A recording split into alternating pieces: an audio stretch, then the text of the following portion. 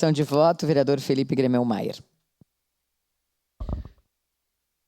Senhora presidente, senhoras e senhores vereadores, uma saudação especial aos representantes da Microempa aqui, a importância que vocês têm para a cidade de Caxias do Sul. E essa frente parlamentar, vereador Lucas, ela pode ter um papel muito importante porque vai atuar ao lado de entidades como a Microempa que fazem a defesa do empreendedor, né, que entendem o que está acontecendo, fazem a qualificação dos empreendedores e muitas vezes, acho que em grande parte das vezes, fazem com que eles se mantenham vivos no mercado, através da qualificação e de tudo aquilo que a Microempa se propõe a fazer.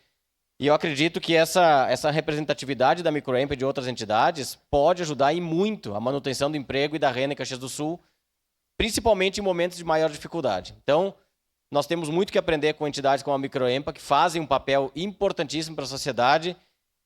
E mais do que isso, eu acredito que a comissão possa ter a função de discutir com o SDE, Secretaria de Desenvolvimento Econômico, primeiramente a busca ativa pelos empreendedores que estão nas comunidades, que muitas vezes o município não sabe que existem e que precisam de um auxílio, e quem acaba fazendo sempre é a Microempa e as outras entidades.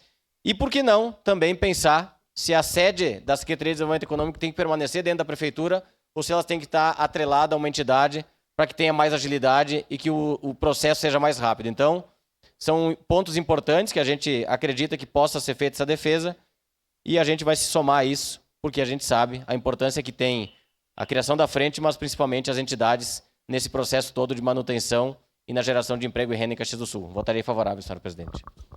Declaração de voto.